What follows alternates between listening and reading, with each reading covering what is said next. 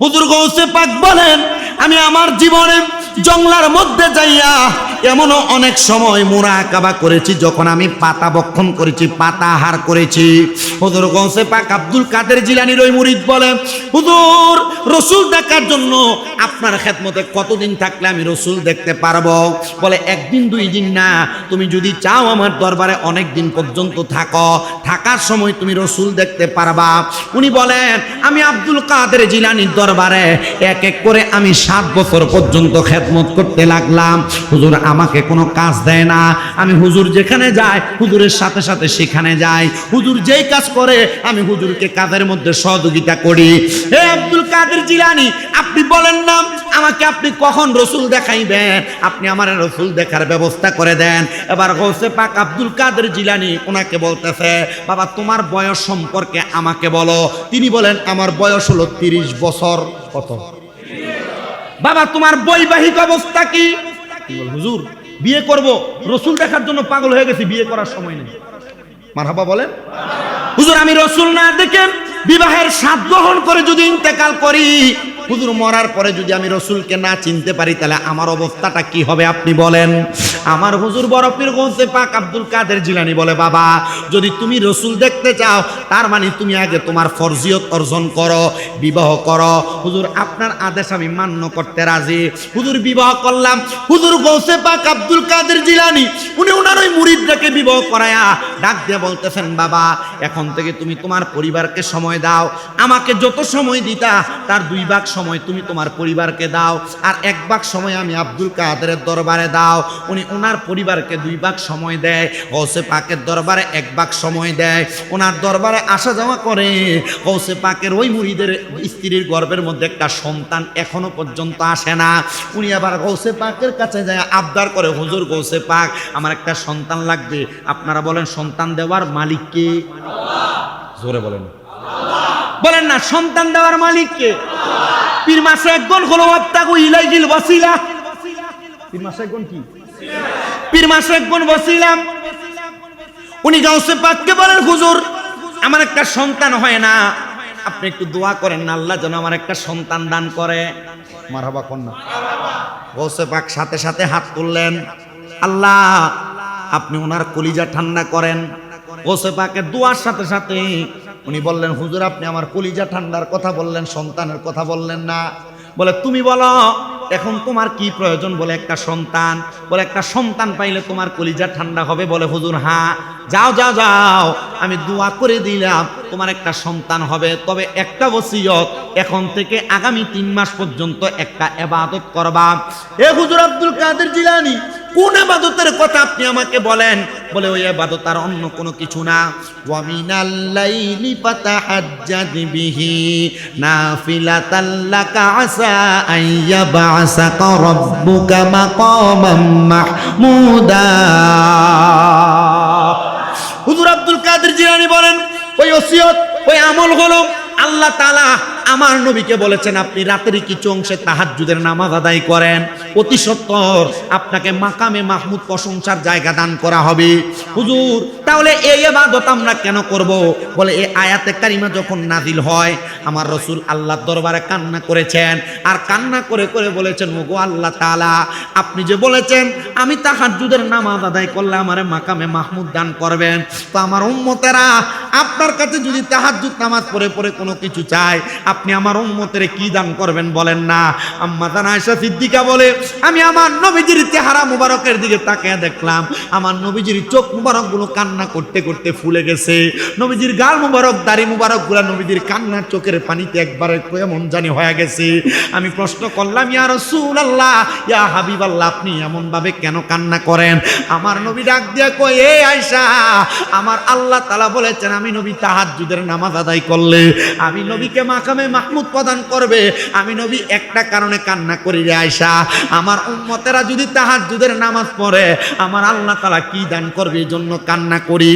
আম্মা জান আয়েশা সিদ্দিকা বলে, আমি তাকে দেখলাম আমার নবী এশারের নামাজের পরবর্তী সময় থেকে ফজরের নামাজের আগ পর্যন্ত আমার নবীর নামাজের সিজদার মধ্যে পড়ে আছে। ফজরের আযান যখন হয়ে যায় আমার নবী সিজদা থেকে মাথা মুবারক উঠাইলেন, আমি আমার নবীজির চেহারা মুবারক পালকের দিকে তাকে প্রশ্ন করলাম, ইয়া রাসূলুল্লাহ, আমার আল্লাহ তো, আপনি নবীর একটা ইরাদা কেউ আমার আল্লাহ বিফলে দেয় না, আপনি বলেন না আমার আল্লাহ তাআলা আপনি নবীকে কি বলেছে? আমার নবী বলে, আয়েশা, আমার আল্লাহ তাআলা বলেছে আমি নবীর কোনো উম্মত যদি তাহাজ্জুদের নামাজ পড়ে, আমার উম্মতের মনে যত আশা থাকবে আমার আল্লাহ তাআলা তার আশাটা পূরণ করে দিবে।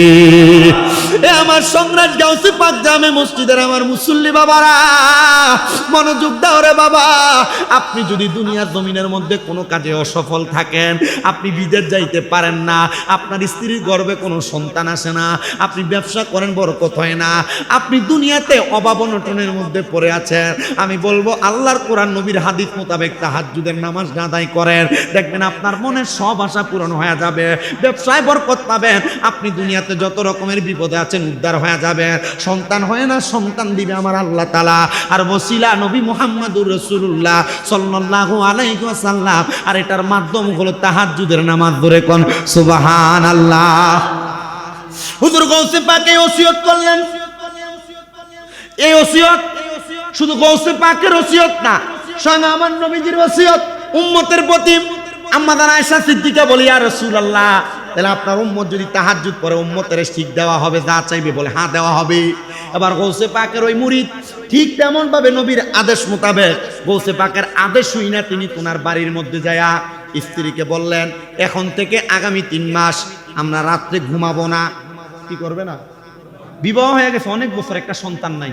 গাউসে পাক আমল দিছেন। আমল কি? তাহাজ্জুদ। বলেন না আমল কি? তাহাজ্জুদের নামাজ।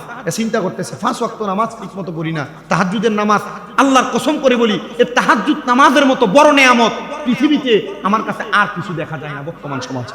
আপনি যত রকমের সফলতা অর্জন করতে চান, তাহাজ্জুদ নামাজের মাধ্যমে আপনি সফলতা অর্জন করতে পারবেন। কেন? কারণ কি? এটা এমন একটা নিয়ামত, এই তাহাজ্জুদ নামাজের মাধ্যমে খোদার অতি নিকটে যাওয়া যায়। আমার গাউসে পাকের ওই মুরিদ ওনার স্ত্রীকে নিয়ে টানা 3 মাস পর্যন্ত তাহাজ্জুদের নামাজ আদায় করেছেন। 3 মাস পর্যন্ত তাহাজ্জুদের নামাজ আদায় কইরা আমার আল্লাহ তাআলার দরবারে দোয়া করেছেন। দোয়া কবুল করার মালিক কে? আল্লাহ। দোয়া করেছেন আল্লাহর কাছে, আল্লাহ একটা সন্তান দান করেন। ওই সন্তান দান করার জন্য যখন দোয়া করে, ওনার স্ত্রীর গর্ভে সন্তান আগমন করলেন, কিন্তু উনি দুনিয়া থেকে বিদায় হয়ে গেছে। তাহাজ্জুদের আমল ঠিক, সন্তান ঠিক, কিন্তু যিনি সন্তান চাইছেন তিনি কি? আপনার আম্মা, আপনার আব্বা আপনারে মানুষ করতে অনেক কষ্ট করছে, আজকে আপনি অনেক সম্পদের মালিক, কিন্তু ওনারা দুনিয়াতে নেই। ওনারা এক প্লেট ভাত খাইতে ওনাদের খুব কষ্ট হয়েছে, একদিন ভালো খাবার খাইতে ওনাদের খুব কষ্ট হয়েছে। এখন আপনার ঘরে খাবারের অভাব নাই, কিন্তু মা বাবা নাই। আপনার মা বাবা নিজে ছিঁড়া জামা কাপড় পরছে, কিন্তু আপনারে ভালো সুন্দর জামা কাপড় পরাইছে। ঈদ চলে যায়, আপনার ঘরে সব আছে, সন্তানের জন্য, স্ত্রীর জন্য, পরিবারের জন্য জামা কাপড় কিনা আপনি অভাব রাখেন না, কিন্তু আপনি আপনার বাবার একটা লুঙ্গি কিনা পরাইতে পারেন না। কেন? ওনারা আপনাকে সম্পদওয়ালা বানিয়ে দিয়া কবরে চলে গেছে। ঠিক তেমন যিনি সন্তান চাইছেন, ওনার স্ত্রীর গর্ভে সন্তান আসছে, দোয়া কবুল হয়েছে, কিন্তু তুমি দুনিয়াতে নাই।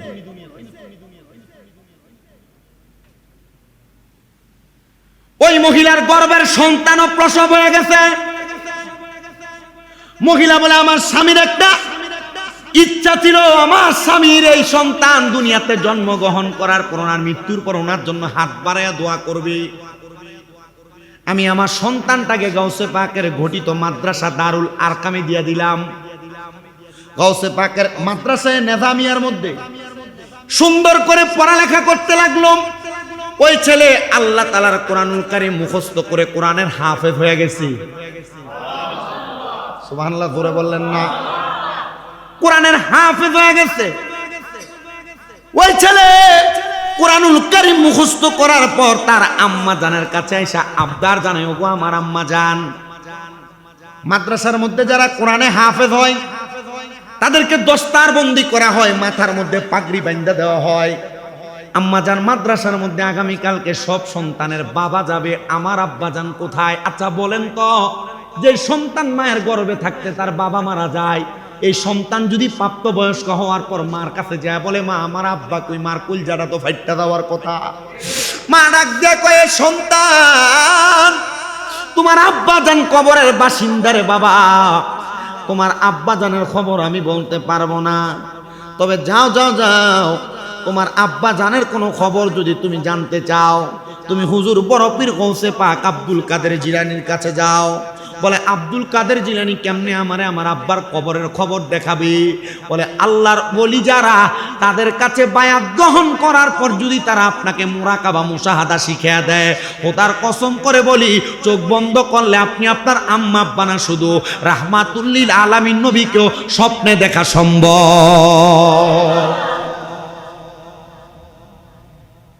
ওই সন্তান মাদ্রাসায় গেলেন, হিফ সম্পূর্ণ করার পর মাথার মধ্যে দস্তারবন্দি পাগড়ি বাঁধলেন, কান্না করতে করতে বাড়িতে আসছেন। মা, আমি দেখলাম মাদ্রাসায় যে ছাত্ররা কোরআন শিক্ষা গ্রহণ করার পর তাদের মাথায় পাগড়ি দেওয়া হইল।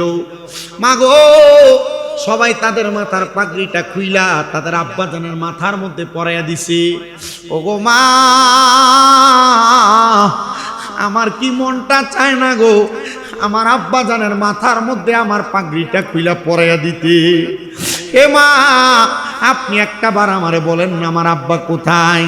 মা ডাক দিয়ে কয়, বাবারে তোমার আব্বা দুনিয়াতে নাই, তবে তোমার বাবার বাবা যিনি হুজুর গৌসে পাক আব্দুল কাদের জিলানী, তোমার আব্বা জান জিনার হাতে হাত রেখে বায়াতে রাসূল গ্রহণ করেছে, ওই আব্দুল কাদের জিলানীর মাথার মধ্যে তুমি তোমার দস্তারবন্দির পাগড়িটা পরাইয়া দাও।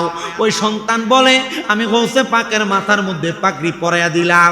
আমি বাড়িতে গেলাম, যা দেখলাম আমার আম্মা জান কান্না করতেছে। আমি আমার আম্মাকে বললাম, মা আপনি কান্না করার কারণটা কি? বলে, তোমার আব্বা থাকলে তুমি তোমার পাগড়িটা তোমার বাবার মাথায় পরাইতা, এখন তোমার আব্বা নাই, তুমি পাগড়িটা তোমার আব্বা জানের যিনি মাশায়েখে পীর তার মাথায় পরাইছ। বাবারে, আমি আল্লাহর কাছে কান্না করে করে দোয়া করি রে, আমার আল্লাহ যেন তোমার এই দোয়ার উসিলায় আর দস্তারবন্দি পাগড়ির উসিলায় তোমার আব্বা জানের কবরটাকে জান্নাতের বাগান বানায়া দেয়। সন্তান বলে, মা আপনি দোয়া করেন, আমিও দোয়া করি আমার আল্লাহ তাআলার কাছে। ওই সন্তান কান্না করতে করতে তার মায়ের ডান উরুর মধ্যে ঘুমিয়ে গেছে। সন্তান কান্না করতে করতে যখন ঘুমিয়ে যায়, অল্প কিছুক্ষণ পর কান্না করতে করতে সন্তান দাঁড়ায় গেছে। ডাক দিয়া বলে, মা ও আমার আম্মা জান গো, আম্মা জান গো, আমি কান্না করি দুনিয়ার কোনো সাধারণ কারণে না, আমি কান্না করার অন্য কোনো কারণ না, একটাই মাত্র কারণ, একটা মাত্র কারণ, আমি আমার স্বপ্নের মধ্যে আমার আব্বাকে জান্নাতি পোশাক পরা অবস্থায় দেখেছি। বলেন সুবহানাল্লাহ। নারে তাকবীর, নারে রিসালাত, নারে পাক পাঞ্জাতন, নারে গৌসিয়া, নারে গৌসিয়া। সবাই জুড়ে পড়ি মারহাবা। আমরা দেখতে পাচ্ছি আজকে আমাদের এই মাহফিলে যিনি সম্মানিত অতিথি হুজুর কেবলে আলম উপস্থিত হয়েছেন, আপনাদেরকে নিয়ে কথা বলবেন, দোয়া করবেন। আমরা দেখতে পাচ্ছি আজকের মাহফিলে যিনি আমাদের শায়ের আহলে সুন্নাহ, আমাদের জনাব নেহাল কাওয়াল সাহেব উপস্থিত হয়েছেন। উনি আপনাদেরকে নিয়ে নাতে রাসূল সাল্লাল্লাহু আলাইহি ওয়াসাল্লাম পড়বেন। আমি হুজুর কেবলাকে বসে রেখে আমার আলোচনার অল্প একটু সময় যেটা বাকি আছে এটা শুধু একটু বলবো। আপনাদের কি কষ্ট হবে? কষ্ট হবে? একটু মুহাব্বতে গৌসে পাকের আরেকটা শান গাই, এরপর আলোচনাটা শেষ করে আমি বিদায় নিচ্ছি।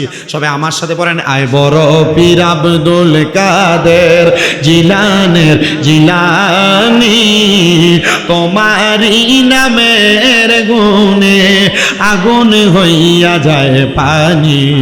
আয় বড় পীর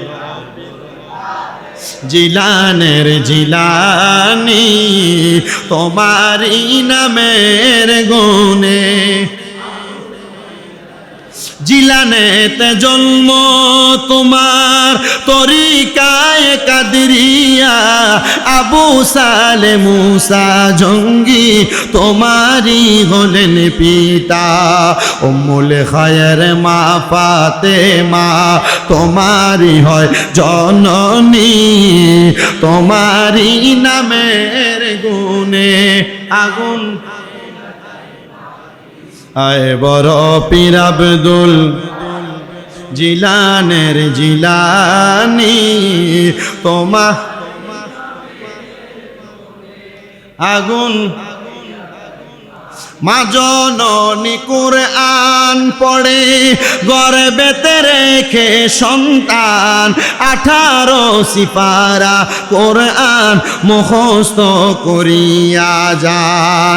মা জননী কুরআন পড়ে গর্ভেতে রেখে সন্তান 18 সিপারা কুরআন মুখস্থ করিয়া যান। মা জানতেন না ছেলের এই গুণ হয়েও গর্ভধারিণী, তোমারই নামের গুণে আগুন হইয়া যায় পানি। আয় বড় পীর জিলানের জিলানি, তোমারই নামের গুণে আয় বড় পীর আব্দুল জিলানের জিলানি, তোমার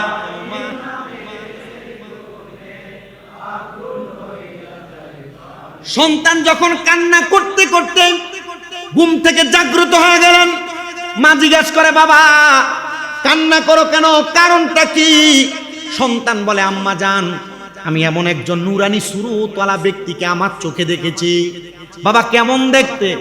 বলে অন্য কোন রকম না গো মা, সুন্দর জান্নাতি পোশাক পরা, সাদা রঙের পোশাক পরা, মুখটা কেমন জানি ঢাকনা দেওয়া। আমি দেখলাম আমার সামনে আইসা আমার মাথার মধ্যে ওনার ডান হাতটা বুলিয়ে দিতেছেন, ওনার ডান হাতটা আমার মাথায় বুলিয়ে দিতেছেন। আমি ওনাকে প্রশ্ন করলাম, কে গো আপনি? বলে, আমি তোমার নিজের জন্মদাতা বাবা। আব্বা জান, আপনাকে আমি আমার জন্মের পরে দেখি নাই, কারণ আমার জন্মের পূর্বে আপনি ইন্তেকাল করেছেন। এ আব্বা, আপনি আমার স্বপ্নে কিভাবে হাজির হয়ে গেলেন? বলে, বাবা অন্য কোনো কারণে না, আমি একটাই মাত্র কারণে তোমার সামনে আসার ক্ষমতা আল্লাহ আমাকে দিয়েছে।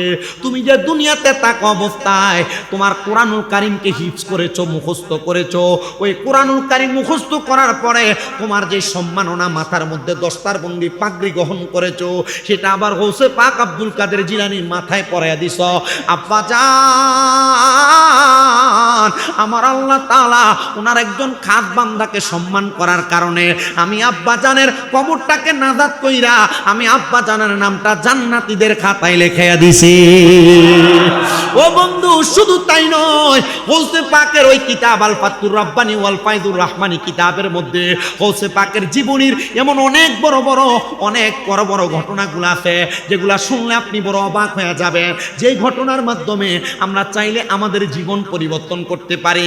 এর মধ্যে আরেকটা ছোট্ট ওয়াকে আমি আপনাদেরকে শোনাইয়া দিয়া যাই, যেহেতু হুজুররা এসে গেছেন, 11টার মধ্যে আপনাদের মাহফিল শেষ হবে, এটা একটা টার্গেট আছে। এজন্য আমি আপনাদের কাছে গৌসে পাকের ছোট্ট একটা ওয়াকিয়া শোনাই।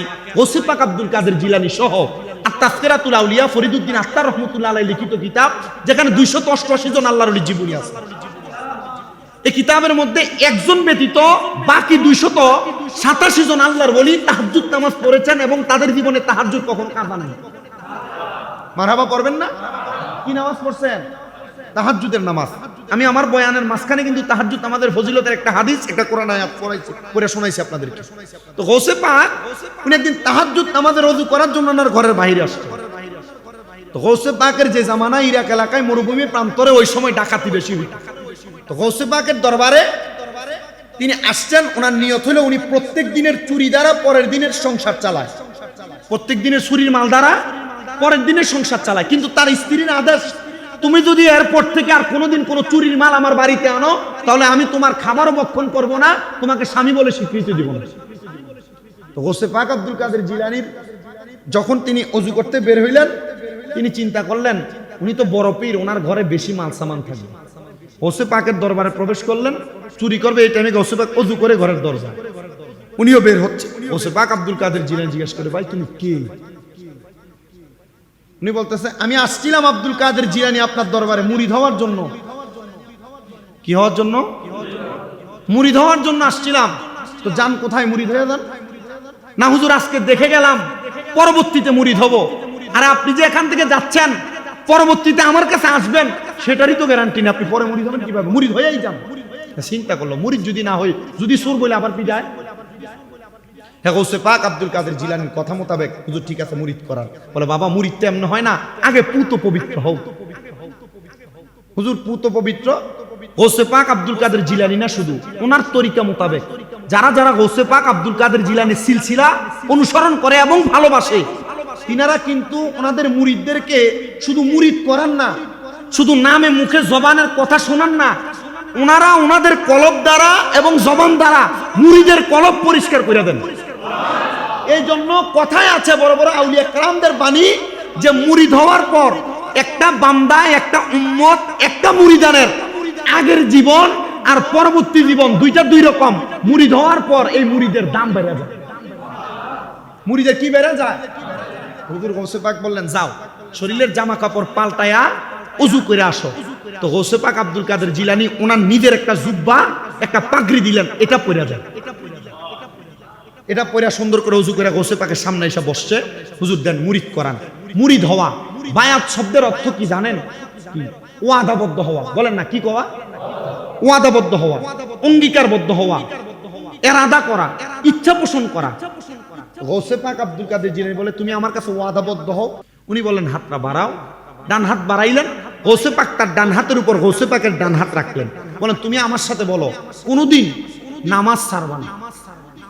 কি বলছেন? এটা ওয়াদা। এটা কি? এটাই বায়াত। এটা কি? 2 নাম্বার, তুমি বলো কখনো মিথ্যা কথা বলবা না। হুজুর কখনো মিথ্যা কথা বলবো না। হুজুর তো বায়াত করাবেন না? বলে আজকে তোমাকে 2 বিষয় বায়াত করাইলাম, 2 বিষয় অঙ্গীকার করাইলাম, 2 বিষয় মুরিদ করাইলাম। হাত দা মুরিদ না। আমি দরবারের মুরিদ। কোন দরবার? আশরাফিয়া। আমি দরবারের মুরিদ। কোন দরবার? শাহপুর। আমি দরবারের মুরিদ। কোন দরবার? শাহিন শাহ সিরকুট। আমি দরবারের মুরিদ। কোন দরবার? পানুয়া। আমি দরবারের মুরিদ। কোন দরবার? বকশিয়া। আমি দরবারের মুরিদ। কোন দরবার? সব হক্কানি দরবার। মাথায় দরবারের টুপি, জোহরের আজান হয়, রাস্তা দিয়ে হাইটা যায়, মানুষ কয় দেখ অমুক দরবারের মুরিদ নামাজ পড়ে। আপনি মুরিদানের কারণে যদি দরবারের বদনাম হয়, আপনার মতো মুরিদ তো দরবারেরই লাভ, দরকার নাই। কথা কোন না? তাহলে এটা চিন্তা করে টুপি দরবারের মাথায় দিয়েন। ওই যে সুরতে ফানা বলছিলাম, পীরের শুরুতে সুরত গ্রহণ করার নাম সুরতে ফানা। পীরের আদর্শে আদর্শিত হওয়া সিরতে ফানা। এ সুরতে আর সিরতে ফানা হইলে শায়েকে ফানা হতে পারবেন, ফানাফি শায়েক অর্জন করতে পারবেন, আর ফানাফি শায়েক অর্জন করতে পারলে রাসূল দেখতে পারবেন। তখন গৌসে পাক তারে 2 বিষয় মুরিদ করে ছেড়ে দিছে। যা চিন্তা করলো রাত্র তো শেষ, আজকে চুরিও করলাম না, কালকে সংসার সালামুখী দিয়া। এর সামনে যায় দেখতেছে ইরাকের বাদশার বাড়ি। চিন্তা করলো যে তো অন্য কোনো জায়গায় চুরি করতে পারি নাই, আজকে চুরিটা ইরাকের বাদশার বাড়িতেই করুন। বাদশার বাড়ির দিকে ঢুকে তো সব বড় বড় বাদশাদের বাড়ির সামনে দারোয়ান আছে না, এর সামনে দিয়ে হাইটা যায়। দারোয়ান কিছুই বলে না।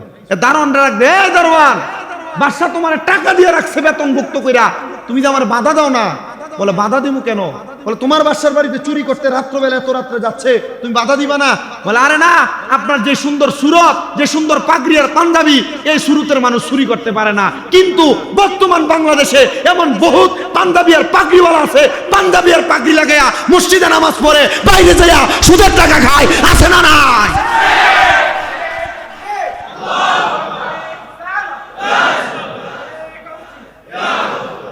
পাঞ্জাবি পাগড়ি লাগায়, সব ঠিক আছে, ভাই বাতিজার জমি দখল করে রাখে, কি আছে না নাই? পাঞ্জাবি পাগড়ি টুপি সব ঠিক আছে, সব উপর দিয়ে লেবাস সব সুন্দর, কিন্তু আবার এলাকার ভিতরে মানুষে মানুষে ঝগড়া, দ্বন্দ্ব, বিবাদ লাগায়। আপনারা বলেন এমন নামাজ শরীর না বেড়াই তো আছে না নাই? এটার নামাজ দিয়ে কোনো লাভ হইব? দারোয়ান চিন্তা করছে এত সুন্দর পাঞ্জাবিওয়ালা চুরি করতে পারে, যান আপনি, আপনার কোনো বাধা নাই। তো বাদশার বাড়িতে দেয়া সব মাল সামান হীরামণি মুক্তা জহরত একটা গাঠটিতে ঢুকাইছে। এমন টাইমে বের হবে, চারদিকে আযান as-সালাতু খায়রুম মিনান নাওম। চিন্তা করলে এখন বের হওয়া যাবে না।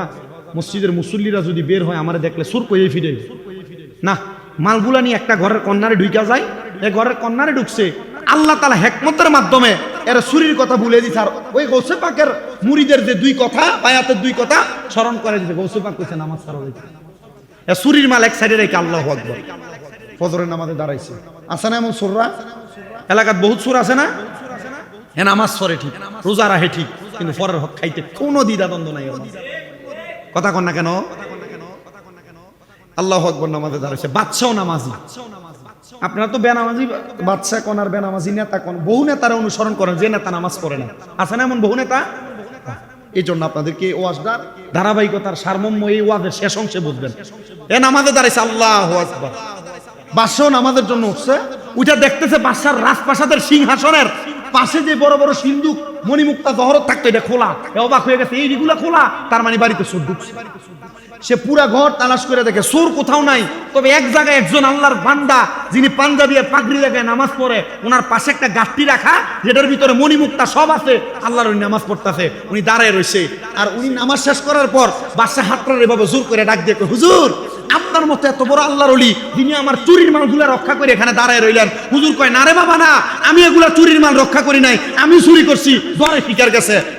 বাদশা কয়, এতদিন পর্যন্ত একটা বুজুর্গ মানুষ খুঁজছিলাম মুরিদ হওয়ার জন্য, পাই নাই, কত বড় বুজুর্গ, একটা সুররে বাঁচাইবার লাগা সুরের দায় নিজের কান্দে নিচ্ছে। হুজুর এতদিন পর্যন্ত কারোর কাছে বায়াত হই নাই, স্বয়ং গৌসে পাক ওই এলাকার ছিলেন, গৌসে পাকের কাছে বায়াত হই নাই, হুজুর আপনার মতো পীরই খুঁজছিলাম, আমার বায়াত করে দেন। আইসি কি লেগা এখন কই কি করাইতো, কি অবাক কাণ্ড। তো গৌসে পাক আব্দুল কাদের জিলানীর ওই মুরিদ চিন্তা করছে, এখন যদি বায়াত না করে আমার এখান থেকে ছাড়বে না, কি করবে না, ছাড়বে না। এনা অল্প কিছুক্ষণ আগে বায়াত হয়ে আইছে, এ বলতেছে আপনার হাতটা এইভাবে দেন। হুজুর অজু করে না গে, সে অজুর জন্য দূরে যায় না, কারণ দূরে গেলে যদি এমন পীর হারায়, হক্কানি পীর পাওয়া বড় কষ্টের বিষয়। হক্কানি পীর পাওয়া, হুজুর হক্কানি পীর সিনার একটা উপায় বলবেন না? আল্লাহর নবী বলেন, ইযা রুউ যুকিরাল্লাহু আযজা ওয়া জাল্লা, যার চেহারার দিকে তাকাইলে আল্লাহর কথা মনে হয়, এটাই হক্কানি ব্যক্তি। আবার আপনি যাচাই করে দেখেন, কার চেহারার দিকে তাকাইলে আপনার আল্লাহর কথা মনে হয়, যার দিকে তাকাইলে আপনার আল্লাহর কথা মনে হবে, এটাই হক্কানি পীর। কথা কন না?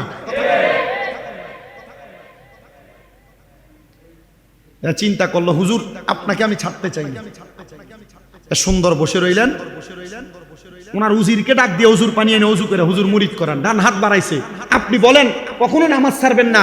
বাদশা কয়, আহারে এই বাদশাহী পরিচালনা করতে যে কত নামাজ কাজা হয়ে যায়, কত নামাজ ছেড়ে দেওয়া লাগে, এটা হক্কানি পীর না হইলে নামাজের ওয়াদা আগে করাইতো না। ঠিক আছে হুজুর আর নামাজ ছাড়বেন না। বলেন দ্বিতীয়ত বায়াত, আপনি মিথ্যা বলবেন না। ঠিক আছে মিথ্যাও বলবো না।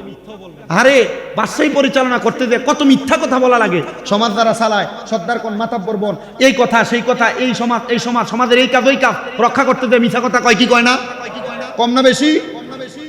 আরে আমার তো ভালো বিষয় মুরিদ করাচ্ছে, মুরিদ করাইছেন, হুজুর মিথ্যা বলবো না। তো ঠিক আছে মুরিদ তো করাইলাম, এখন ছুটি দেন। হুজুর সুর যদি মালগুলা নিয়ে যাইতো, হুজুর এগুলা তো নিয়েই যাইতো। হুজুর ঠিক আছে, এই চুরির মাল আর নিলাম না আমি, এটা আপনাকে আমার মুরিদ করানোর হাদিয়া বাবদ দিয়ে দিই। আচ্ছা যখন চুরি করে এটা তার কাছে রাখছে, তখন ছিল এটা কিসের মাল? কথা কন না, কিসের মাল? হালাল না হারাম? কিন্তু মুরিদ করানোর পর এটা হাদিয়া হয়ে গেছে, এটা কি হালাল না হারাম? এই চিন্তা করলে এই মাল লয়ে কই যাই, গাট্টি গোছা নিয়া ডাইরেক্ট গৌসে পাকের দরবারে, হুজুর আপনার দরবারে কবুল করেন না? গৌসে পাক বলে, মুরিদ কেমন করাই? আরে মুরিদ করাইলাম বাদশার বাড়িতে, আর আপনি এখানে বলতেছেন, তার মানে বোঝা যায় আপনারা যারা পীরের কাছে বায়াত হইছেন, ওই পীর দরবারে এমনি বসে থাকে না, ওনারা ওনার দরবারে বসা মুরিদ কখন কি করে, মুরিদের সব খবর পীরের কাছে আছে না নাই? আজকে যে গৌসে পাক মসজিদে গৌসে পাকের স্মরণে ফাতিহার মাহফিল সাজাইলেন, গৌসে পাক এই খবর জানেনি? নুরানি ফয়েজ গৌসে পাক কিভাবে দিবে এটা গৌসে পাক ভালো জানে। কথা কয় না? নুরানি ফয়েজ গৌসে পাক আমাদেরকে কিভাবে দিবে কে জানে? গৌসে পাক ভালো জানে। আমরা গৌসে পাকের কাছে বলবো না, ইয়া গৌসে পাক দেন না দেন না দেন না, বেশি খাম করলো অসুবিধা আছে, দেরি হয়ে যেতেছে বেশি, অল্প একটু সময় আর একটু কই এই কথাটা শেষ করে দেই। তো গৌসে পাক ওনাকে বললেন মুরিদ করাইছো, তার মানে উনি বুঝছে ওনার মতো পীর আর হইতে পারে, এজন্য উনি বড় পীর। বলেন না, ওই জন্য উনি কি পীর? বড় পীর গৌসে পাক আব্দুল কাদের জিলানী। তো গৌসে পাক আব্দুল কাদের জিলানী এই কথা শুনা ওনাকে বললেন, যাও হুজুর হাদিয়া তো দিছে, আপনি মুরিদ করাইছেন, আমি আপনারা কিছু দিতে পারি নাই, কিন্তু বাদশারে মুরিদ করাইছি, বাদশা আমার বহু কিছু দিছে, হুজুর এটার সবটা আপনারা আমি হাদিয়া দিই। তো গৌসে পাক আব্দুল কাদের জিলানী বলে, বাবা তোমার স্বভাব ছিল চুরি করা, মাল ছিল না, মুরিদ করাই দিছি, এ মুরিদ হওয়ার পর কি হয়ে গেছ? ধনী হয়ে গেছ। ওই যে কারে মুরিদ করে, বাদশারে মুরিদ করে, এ মাল আমার নাই, মাল তোমার। যাও বাড়িতে যাও। বাড়িতে গেছেন, স্ত্রীর কাছে মাল, স্ত্রী বলে আমার জামাই এত ভালো মাল নিজে কামাই করে আনা সম্ভব না। আসলে কি নিজে কামাই করছে কি করে নাই? অবশ্যই করছে, মুরিদ করে হাদিয়া পাইছে। স্ত্রী বলছে স্বামী এই মাল আমার না, এটা অবশ্যই চুরির মাল, নিয়ে যান। বাইরে বাইরে সবাই জানে উনি চোর, এলাকার মানুষ পিডিয়া মেরে ফেলছে। কিভাবে মারছে? এলাকার মানুষ একসাথে হয়ে বলছে তার কোনো জানাজা হবে না। কেন হবে না? সে চুরি করছে, আর এত মণিমুক্তা জহরত কেউ নিতে পারে না, তার জানাজা নাই, এমনি দাফন করো। সবাই দাফন করছে। গৌসে পাকের কাছে খবর আছে না? কোনো আওয়াজ নাই, নীরব। গৌসে পাক কোনো কথা বলে না। আল্লাহর ওলিদের দুই হালত। কয় হালত? একটা হালতে জালালি, একটা হালতে জামালি। আল্লাহর কসম, আল্লাহর ওলিরা চুপ থাকলে আপনি মনে করেন না এই হুজুর মনে হয় ভূতা বাতা, কোনো কথা বলে না, চুপ করে থাকে। আল্লাহর ওলির এই জামালি হালত যদি আপনি সহ্য করে গ্রহণ করে থাকতে পারেন, আল্লাহর কসম করে বলি আপনি আল্লাহ তাআলার গায়বী খাজানা থেকে কিছু পাবেন। আর যদি কোন আল্লাহর ওলি জালালি হালত গ্রহণ করে, যদি কোনো মুরিদের দিকে তাকায়, ওই মুরিদ পাগল হইয়া রাস্তায় রাস্তায় ঘুরবে। এই মুরিদকে দুনিয়ার কোনো MBBS FCBS ডাক্তারও ভালো করতে পারবে না। এজন্য আল্লাহর ওলিদের প্রত্যেক হালতকে গ্রহণ করবেন। কোন আল্লাহর ওলি যদি নিরাল থাকে এটারও গ্রহণ করবেন, কোন আল্লাহর ওলি যদি গরম থাকে এটারও গ্রহণ করবেন। আল্লাহর ওলিদের এই হালতকে আপনি অবহেলার নজরে তাকাইবেন। আরে পিডিয়া মারার পরে ওই লোকের স্ত্রীকে হুজুর ঠিক আছে আমার স্বামী চুরি করতো, কিন্তু এভাবে তো একটা মানুষকে পিডিয়া মারতে পারে না, হুজুর আপনি একটু দোয়া করেন না। হুজুর বলছে বাড়িতে যাও, আল্লাহ তাআলার খেলা আল্লাহই বুঝবে, কারণ লা ইউকাল্লিফুল্লাহু নাফসান ইল্লা উসআহা। আল্লাহ কারো সাধ্যের বাহিরে কিছু চাপাইয়া দেয়। আল্লাহ তোমার স্বামীর সাধ্যে এটা ছিল, এই জন্য দিছে। পরের দিন সকালবেলা গৌসে পাক বলেন আমি ফজরের ইমামতি করতে গেলাম মসজিদে, যা দেখি অন্যদিন মসজিদে যে পরিমাণ মুসল্লি তার থেকে অনেক গুণ বেশি মসজিদে মুসল্লি জায়গা নেই। কি নাই? হুজুর গৌসে পাক নামাজ শেষ করলেন। এক মুসল্লিকে হুজুর গতকালকে স্বপ্ন দেখছি আল্লাহ রসুল বলছে আমরা নাকি একজন আল্লাহর খাস বান্দাকে পিডিয়ে মাইরা জানাজা ছাড়া দাফন দিতি। হুজুর কে সে ব্যক্তি? এই নিয়ে কথা বলার সাথে সাথে সব মুসল্লি বলে হুজুর সে যে স্বপ্ন দেখছে আমরা একই স্বপ্ন দেখছি। হুজুর কে সে? বলে তোমরা কালকে পিডিয়ে মারছো কাকে? বলে হুজুর আমাদের এলাকার সবচেয়ে প্রখ্যাত চোরকে। বলে শোনো তোমরা যাকে চোর বলে জানতা, গত রাতে ওই ব্যক্তি আমি গৌসে পাকের কাছে মুরিদ হইয়া ইরাকের বড় বাদশাকে মুরিদ করাইয়া হাদিয়া নিয়ে যাইতেছিল, তোমরা তারে পিডিয়ে মারছো, এখন তার জানাজা পড়বা কি পড়বা না তোমাদের বিষয়। সবাই বলে হুজুর মাফ করে দেন, তারে কবর থেকে উঠান, তাড়াতাড়ি জানাজা পড়ান, জানাজা পড়াইয়া আমাদেরকে এমন একজন আল্লাহর ওলির জানাজাতে শরীক হওয়ার তৌফিক আমাদেরকে কইরা দেন। এমন গৌসে পাক যিনি উনার মুরিদের ব্যাপারে মুরিদের কোনো ক্ষতি যদি কেউ করে ওই ক্ষতিও সাধন করে দেয় গৌসে পাক। ওই গৌসে পাকের গৌসে পাক মসজিদে বসা আজকে গৌসে পাকের ফাতেহার মাহফিলে বসে আমরা সবাই খুশি না বেজার? এজরে বলেন না খুশি না বেজার? কারা কারা খুশি ডান হাত তুলে আল্লাহকে দেখায়। মুর্শিদ তুমি বিনে এই সংসারে বান্ধব আমার কেহ নাই। বলেন মুর্শিদ তুমি বিনে এই সংসারে বান্ধব আমার কেহ নাই। তোমার আত্মাতে মিশাইয়া আত্মা